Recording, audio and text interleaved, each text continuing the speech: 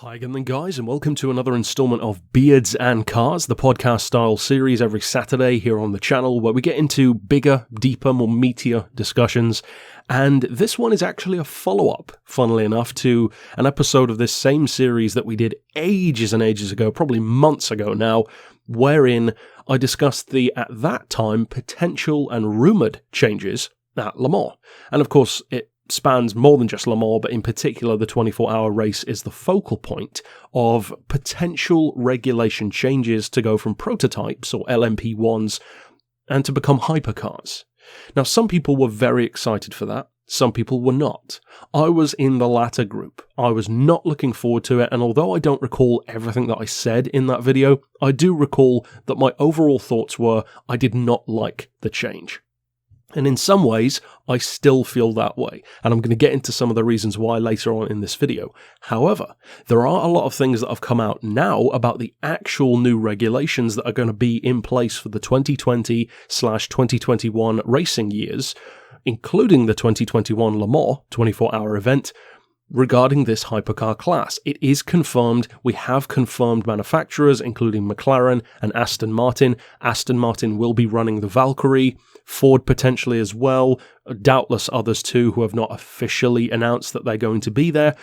And there are some very interesting little tidbits of information regarding the new rulebook that I wanted to get into for those who maybe haven't looked into this, maybe you weren't aware of this change. So basically to fill you all in if you're not already aware. So what do you need to know about this new hypercar class, the LMHP category, if you will, hypercar prototypes? Well, as I said, it's covering 2020 and 2021, including the 2021 24-hour race. The cars have a minimum weight of 1,100 kilos, so more akin to a GT car than a prototype. And of course, that will also factor in hybrids, and we'll get more into hybrids in a second. The cars will have around 750 horsepower from their regular combustion engines. And again, we'll get more so into the engines in a second, because I like some of the regulations for the engines, some of them not so much. And again, I'll talk about that in a second. The cars will, interestingly, and this is a change from that other episode, the cars will have the option of a hybrid. Now, I don't recall if I actually mentioned that in that other video, because I don't think that was rumoured at that point. Back then, I believe the consensus was that all of the cars were going to have mandatory hybrids by the same supplier. There's a slight change now where the cars actually have the option of a hybrid. Now, you're probably thinking, why would you choose not to have a hybrid if you could? Well, that's a fair point, and I do believe that some teams may actually not go for the hybrid because there are additional regulations for the hybrid models. And I'm going to actually go out there on a limb and maybe falsely predict, but I'll predict it anyway, that if any team is likely to do this, I would say it's probably Aston Martin, because Aston Martin seems a little bit more traditional. Just think back to their most recent Le Mans outing. One of my favourite Le Mans cars of all time, the Aston Lola, the B0960. That car ran a much more traditional 5.9 litre V12 petrol engine up against the Peugeot and Audi diesels. I personally wish that car had won, but realistically it didn't stand a chance. The point that I'm making though is the car was much more traditional. They didn't necessarily try to do what the other teams were doing. So it wouldn't surprise me if Aston was one of the teams who did not use the hybrid, but for those who do, the hybrid systems will be regulated up to around 250 horsepower of additional power, so about 1,000 horsepower combined, which sounds like a massive amount, and of course it is, but that's actually not too far off the current LMP1 kind of specs anyway when you factor in the hybrids, and especially the hybrids from a couple of years ago where they were more powerful to begin with.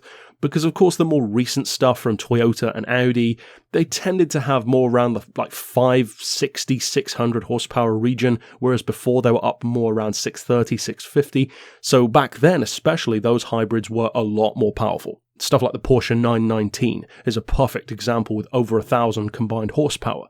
Now these cars are going to be powerful, they're going to be light, and the hybrid system will make them temporary all-wheel drive models, but the regulation being applied to those hybrids is that they cannot engage the hybrid boost below 120 kilometers per hour, which is an interesting stipulation, and it's a pretty fair one, but at the same time, even with that stipulation, why would you not fit a hybrid? I mean, it's an advantage, so why not go for it? And although, of course, it does add weight, it's not like the vehicles are ultralight anyway. If these were actual LMP1s we were talking about, and if, for instance, the hybrid added 100 kilos, well, then the difference between a 900 kilo prototype and a 1,000 kilo car would be massive. That's literally like the difference between some Group C models and a late 90s GT1, like the Nissan R390. However, in this circumstance, they're 1,100 kilos anyway, so adding another 100 almost doesn't feel like it's as much of a massive difference as it would be for a traditional prototype, if you know what I mean. Now, as far as the other stuff, homologation rules are an interesting new thing, because of course, we have not had homologation Le Mans cars really in the prototype sense at least, for years. And that was one of my favourite things from the 90s, of course the silly GT1 era in particular, which also kind of morphed into the 2000s GT1 era, where you had to have road versions of these GT1 cars. And personally, I believe they're some of the most awesome road cars and some of the most awesome supercars we've ever seen. The Lotus Elise GT1, the Porsche 911 GT1, the Mercedes CLK GTR, and then of course later in the 2000s, after stuff like Panos and all of those, we then had stuff like the Maserati MC12 and the Saleen S7. And even something like a Lamborghini Murcielago, which ran in GT1 as well.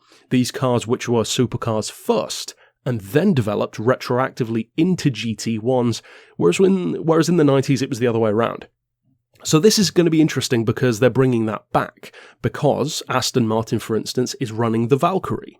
The Valkyrie is a road car first, and then they're turning it into this race car. So it's going to be an interesting little throwback, almost, to a combination of the late 90s and the early 2000s to the late 2000s, in that GT1 kind of style, and I think that's cool. That's actually one of my favourite things about this new regulation. However, don't necessarily expect this to spawn a ton of cars that we haven't already seen. For instance, we've already seen the Valkyrie. We know it's not some new Aston, it is the Valkyrie.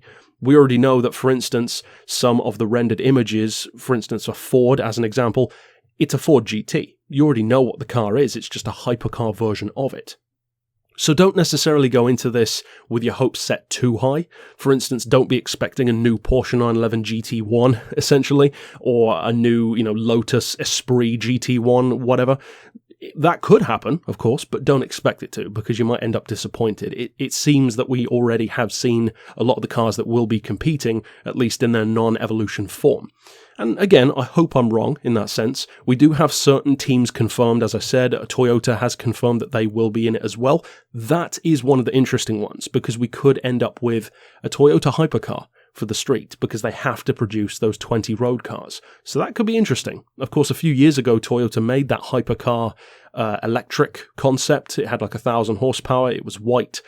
So we could see something like that, potentially. And again, another Toyota supercar would never be a bad thing. It's not like they've made an abundance of them. The TS20 road car is arguably Toyota's ultimate performance car, when it comes to being road legal at least. So again, interesting rules. I'm kind of back and forth on whether or not I like either of these things, or many of these things. I like the homologation part. That's very cool, having this idea of, the McLaren F1 days, in effect, of drive something to the track, win and drive home. Not literally, of course, but you know what I mean. As far as other stuff which I don't like as much, some of the regulations are understandable, but also it unfortunately stifles some of the creativity. Now, one of the things that I do like as far as the engines go is it would seem the regulations are allowing a surprising amount of variation between what the manufacturers want to do. So unless I've misread this or missed something completely, it would appear that a manufacturer does not necessarily have to all use V8s, for instance. Somebody could use a V12, somebody could use a V8, somebody could use a V6. But the interesting part comes in because all teams will be supplied by the same fuel supplier, and this is the crucial part, all of the cars will have a regulated power curve. That is what disappoints me. Not because it makes it fair, of course there's nothing wrong with that. The reason why that disappoints me is because by definition it means I believe we have seen the death officially of diesel at Le Mans. Because diesels do not have the power curve of a petrol, and making one like a petrol would kind of be pointless. So I believe we've quietly seen another innovation die, because diesels at Le Mans were an amazing thing, just like longtails were, rotaries were, fan cars were, and I think we may have seen the death of diesels. Now, I know not as many people will care about that, because diesels don't have as much love as many of those other innovations, but I, for one, love diesel cars. I wish somebody would make an actual diesel supercar for the street. And again, it's not completely ruling out that possibility, because I said it's a fuel supplier, not a specific fuel. So you could have the same company making diesel and petrol, but I just don't see that happening, because in order for it to happen, you would have to have so many other things come into play. You'd have to have a car that meets all of the same rules and regulations with the aforementioned power curve, which in itself would be a challenge, and also kind of negate having a diesel at all, because by definition they're the exact opposite, very low revving, huge torque at low RPM, whereas petrols tend to be much higher revving. They love to be worked hard, pushed hard, over 10,000 RPM kind of stuff. Not everyone, but you know what I mean. So again, it kind of just negates the point of a diesel at all, which it just all adds up to make me think that we've probably seen the quiet death of diesels, which is a shame as far as I'm concerned. Now, that's not to say we couldn't see maybe some other alternatives that haven't happened yet, but again, you know me. You know the kind of fan I am. You know that I love innovation. That's the whole point of many of the stuff, or many of the series and things that we do on the channel. Unsung Heroes is a perfect example. I love innovation. I love teams and cars and brilliant engineers who try something new. Jim Hall, I'm blanking on names at the moment, but the guy behind Mosler as well. These various teams and companies and guys who have made amazing machines because they dared to try something different. That will always impress me and intrigue me more than some team that has a millimeter better aero design than the other team, and that gives them the win. Good for them. They had the win, but it just doesn't interest me as much.